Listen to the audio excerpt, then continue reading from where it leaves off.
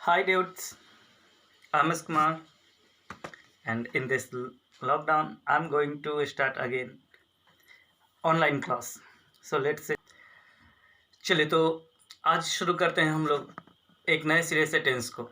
By the way, आप लोगों ने तो बहुत बार हम लोगों ने पढ़ा होगा टेंस को, लेकिन आज जो शुरू करते हैं वह टेंस को शुरू करते हैं। इससे पहले मैं आपको याद दिला दूं, actually this is English solution my YouTube channel, and as you know that I'm S. Kumar. So we are going to start today a tense class. This is the first class of tense. इसके बाद और भी कई part बनेंगे, तो देखते रहिए। चलिए तो शुरू करते हैं। सबसे पहले अगर टेंस की अगर हम बात करते हैं तो इसमें हमें पढ़ना पड़ता है, जानना पड़ता है यूजेज ऑफ टेंस। आगे टेंस के यूज क्या होते हैं। नॉर्मली क्या होता है कि हम डेफिनेशन पढ़ते हैं, बचपन से पढ़ते हैं, इतनी बार पढ़ते हैं, लेकिन उसका यूज नहीं समझ पाते हैं, इस वजह से हम इसका यूज ठीक से नहीं कर पाते हैं। तो आज हम पढ़ेंगे टेंस का यूज, कहाँ कहाँ पर कैसे करते हैं। हाँ, मगर उससे पहले थोड़ा सा हम जान लेते हैं कि टेंस होता क्या है, व्हाट इज टेंस। तो अगर डेफिनेशन की बात करते हैं तो इसमें हमें पढ़ना होता है study of different kinds of verb is called tense. इसका मतलब होता है कि क्रिया के विभिन्न रूपों के अध्ययन को काल कहते हैं। क्रिया के विभिन्न रूप अलग अलग कई पार्ट्स होते हैं, सॉरी माफ़ कीजिएगा, उसके अलग अलग फॉर्म्स होते हैं। जैसे V1, V2, V3, V4, V5, ये सब तो जानते ही होंगे। तो आज हम लोग जो है उसके अलग अलग यूजेज कहाँ कहाँ पर कैसे होते हैं ये जानेंगे। ये होता है tense, definition of tense. Okay तो इस तरह से हमने ये जान लिया टेंस होता क्या है। Now actually there are three kinds of verb. Verb के थ्री मैंने बताया कि study of different kinds of verb. तो माफ कीजिएगा, यहाँ पर काइंड्स नहीं, यहाँ पर फॉर्म होगा, फॉर्म्स ऑफ वर्ब। और यहाँ जो होते हैं, अगर वर्ब के काइंड्स की बात करते हैं, यह प्रकार होता है then as you know that present, past and future. तो सबसे पहले अगर बात करते हैं प्रेजेंट टेंस, तो what is present tense. Present time को प्रेजेंट टेंस कहते हैं। अब यह बताने की आई थिंक ज़रूरत नहीं होनी चाहिए, जो भी काम प्रेजेंट में हो रहा है ये प्रेजेंट टेंस होता है। जैसे कुछ एग्जांपल अगर लेते हैं तो ये कहते हैं वह खेल रहा है। एक्चुअली इन दिस सेंटेंस वह खेल रहा है means work is going on. जो भी काम हो रहा है वह प्रेजेंट में हो रहा है। इसके बाद अगर बात करते हैं कि मैं समस्तीपुर में रहता हूँ, तो यह जो है सो एट प्रेजेंट की बात हो रही है कि समस्तीपुर शहर में रह रहा हूँ। वह 2 घंटे से तुम्हारा इंतज़ार कर रही हैं, means work is running on. तो ये सारे के सारे हो जाते हैं प्रेजेंट टेंस, जिसको कि वर्तमान काल कहते हैं। इसमें बहुत ज़्यादा कुछ बताने की ज़रूरत नहीं है, थोड़ा सा मैं इसे तेज़ी में आगे लेकर के चल रहा हूँ। इसके बाद आते हैं, अगर पास्ट टेंस की बात करते हैं तो कहा गया है the tense which shows past time is called past tense. Hindi में भी अगर बात करते हैं तो भूतकाल, जो काल बीते हुए समय को बताता है, वह समय जो बीत चुका है वह कहलाता है पास्ट टेंस, यानी कि भूतकाल। और इसके एग्जाम्पल की अगर बात करते हैं तो जैसे ये हो जाएगा, मैंने जुड़वा 2 फिल्म देखी थी, यह बहुत पहले रिलीज हुई थी, जिसको देख चुके थे, तो ये आता है। और भी बहुत सारे आते हैं। 1983 और 2011 में इंडिया ने वर्ल्ड कप जीता था, तो यह तो बहुत पहले की बात हो गई। That's why we can say this is in past time. तुम्हारे पापा तुमको बुला रहे थे, all these are in past time, so we can say it is in past tense. अब तीसरा जो आता है वह फ्यूचर, याद रखिएगा, इसे फ्यूचर कहेंगे। तो future the tense which shows future, माफ़ कीजिएगा यहाँ पर स्पेलिंग एरर है, अंदर आप देख लेंगे। The tense which shows future time is called future tense. Hindi में भविष्य काल, जो काल आने वाले समय को बताता है। जैसे अगर कुछ एग्जांपल लेते हैं तो एक बहुत ही पॉपुलर सा गाना था, तो कल चला जाएगा तो मैं क्या करूँगा। तो यह दोनों जो बातें हो रही है वो हो रही है आने वाले समय की। अगर वह कल चला जाएगा तो फिर मैं क्या करूँगा। अगर लेते हैं इस रविवार को हम लोग चेन्नई जाएंगे, means we are talking about upcoming Sunday. तो यह जो है आने वाले समय की बात हो रही है। तो ये तो हो गई कुछ टेंस की बातें। अब बात करते हैं तो प्रेजेंट टेंस, जैसा कि हमने पहले ही पढ़ा है कि जो समय भी चल रहा है यह होता है present tense. Now actually present tense को भी जो है हमने 4 पार्ट में बांट दिया है, और यहीं से शुरू होता है हमारा मेन जो फोकस होता है वो। सिंपल प्रेजेंट या प्रेजेंट इंडेफिनिट टेंस कहते हैं, इसे हिंदी में सामान्य वर्तमान कहा जाता है। अब देखिए यह होता क्या, तो सबसे पहले एक चीज़ यहाँ पर जो गलती करते हैं वो नहीं करेंगे, वो ये होता है कि नॉर्मली हम क्या करते हैं कि ये जानते हैं, ये सीखते हैं कि सेंटेंस में इस तरह से ता ते थी लगा रहता है तो हम सिंपल प्रेजेंट कहते हैं। But remember this is not fact, we can there are many sentence where we can use in Hindi ता ते थी, बस we can't use in English simple present, and there are many sentence in simple present in Hindi meaning there is no ता ते थी। तो इस तरह से बहुत सारे आते हैं। तो सबसे पहले हमें ये जानना है कि हम इसका यूज कहाँ पर कैसे करते हैं। देन रिमेंबर कहा गया है कि हिंदी में जान लीजिए क्योंकि हमें सीखना है। तो कहा गया है वर्तमान काल में ऐसे वाक्य जिसमें वर्तमान की आदत means at present some habit occupation daily routine, जिसको कि दिनचर्या कहते हैं, ब्रह्मांडिक सच्चाई दैट इज यूनिवर्सल ट्रूथ, भावना मीन्स फीलिंग, हिस्ट्री की घटना मीन्स इतिहास की घटना, सम इवेंट जो कि अगर पास्ट में हुआ है, बीते हुए समय में हुआ है, लेकिन अगर उसका हम अभी बात कर रहे हैं that is also in present. आंखों देखा हाल का मतलब हो जाता है रनिंग कमेंट्री मीन्स समथिंग, कुछ ऐसी भी चीज़ें होती है जो आंखों देखा हाल, जैसे कोई कहीं पर गेम चल रहा है, खेल रहा है, क्रिकेट की कमेंट्री होती है, वह हमेशा प्रेजेंट में ही होती है। जैसे आपको मैं बता रहा हूँ, अगर ये कहते हैं विराट कोहली बॉल को पकड़ा और उसने फेंका, तो यहाँ पर हिंदी मीनिंग तो ये आता है, लेकिन जब हम इसे कमेंट्री में कहते हैं देन ये होता है कि विराट कोहली बॉल को पकड़ता है और फेंकता है। तो ये सारे के सारे जो होते हैं वो होते हैं प्रेजेंट में ही, सिंपल प्रेजेंट में, सिर्फ प्रेजेंट में ही नहीं, ये होता है। ऐसे चीज़ों के लिए हम यूज करते हैं सिंपल प्रेजेंट का।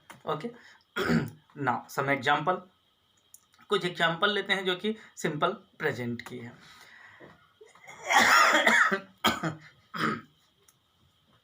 रिमेंबर मेरी दादी रोज 4 बजे सुबह में उठती है। It means it is habit और अ डेली रूटीन, रोज की यह जो है आदत है, डेली रूटीन है कि वह 4 बजे उठती है।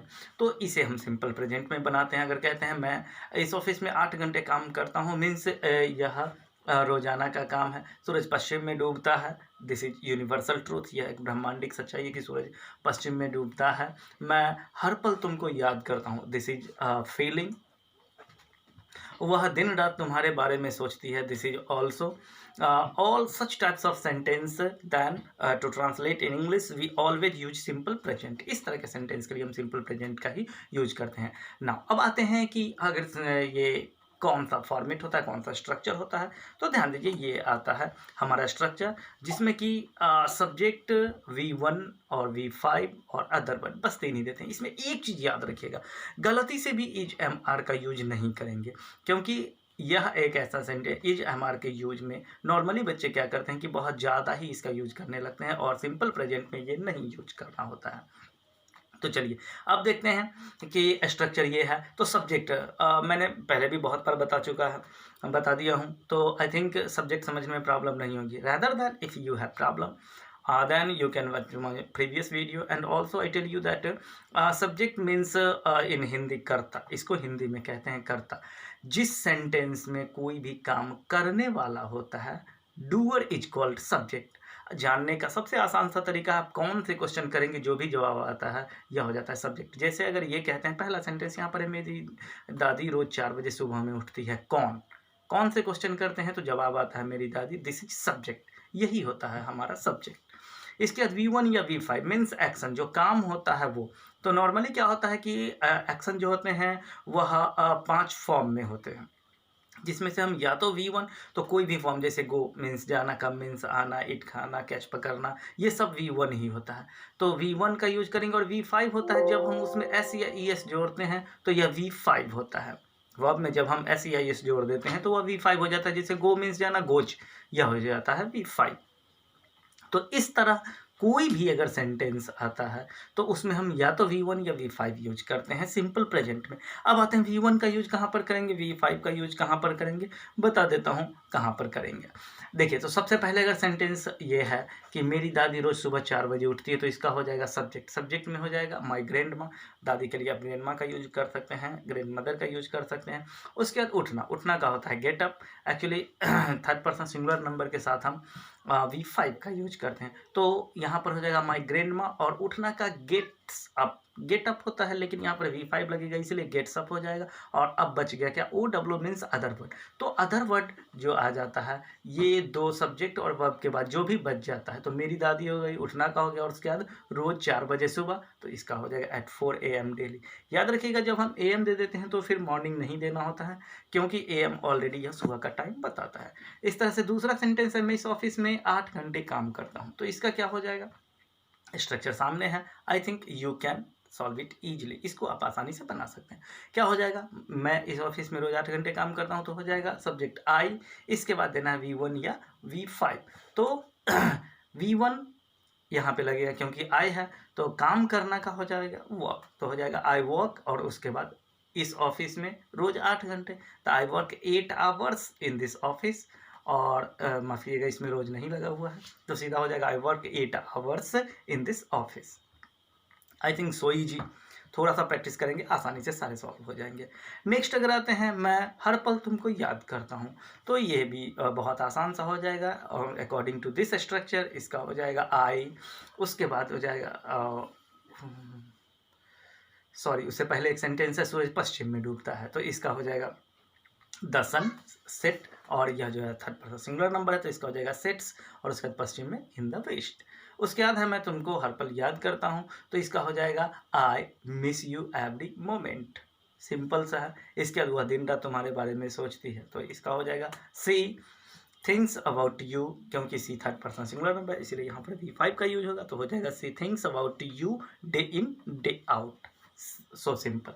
I think you won't have any problem such types of sentence. अब आते हैं एक नोट ध्यान दीजिएगा, जब भी हम V1 में S या ES जोड़ते हैं तो वह V5 बन जाता है, जो कि मैं पहले भी बता चुका हूँ। कुछ एग्जांपल लेते हैं, ये एक तरफ V1 है, दूसरी तरफ V5 है, तो देखिए गो है, इसमें हमने ES जोड़ दिया, दैट इज गोज, या V5 हो गया।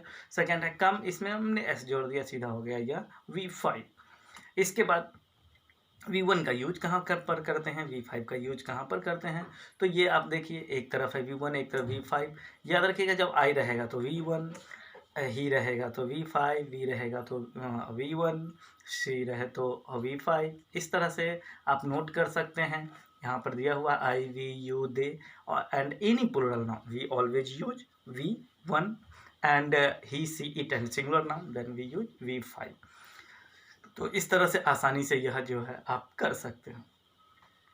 अब आज के लिए इतना ही काफ़ी है, बट रिमेंबर आपको थोड़े से होमवर्क करने हैं। होमवर्क में क्या करना है वो मैं आपको अभी बता दे रहा हूँ। आप क्या करेंगे, सिंपल प्रेजेंट का कुछ सेंटेंस जो कि आप लिखेंगे और बोलने का प्रैक्टिस करेंगे। अब वो क्या होगा, तो मैं बता रहा हूँ actually our daily routine that we do every day. कुछ ऐसे हमारे जो दिनचर्या होते हैं, जैसे कब उठते हैं, उसके बाद ब्रश कब करते हैं, ये सारे के सारे जो होते हैं दैट इज डेली रूटीन। तो आपका एक दिनचर्या आप इसे कॉपी में लिख लेंगे, इसे बोल करके आप चाहे तो इसका एक वीडियो बना सकते हैं, मुझे भेज दे, या फिर आप ऑडियो रिकॉर्ड करके भेज दें, क्योंकि लिखना तो आसान होगा। Actually our main focus should be to speak, हमारा मेन फोकस बोलने पे है, तो इसके लिए ज़्यादा बेहतर रहेगा कि आप वीडियो बना करके मुझे भेज दीजिए। और यहाँ मेरा व्हाट्सअप नंबर भी है, अगर बहुत ज़्यादा जानकारी चाहिए then you can contact me. सारे के सारे एड्रेस यहाँ हैं, और यही नंबर कॉलिंग नंबर और मोबाइल व्हाट्सअप नंबर दोनों हैं, आप कर सकते हैं। Okay then enough for today, I hope you enjoy the class and try to learn something. Okay, then see you next day. Bye.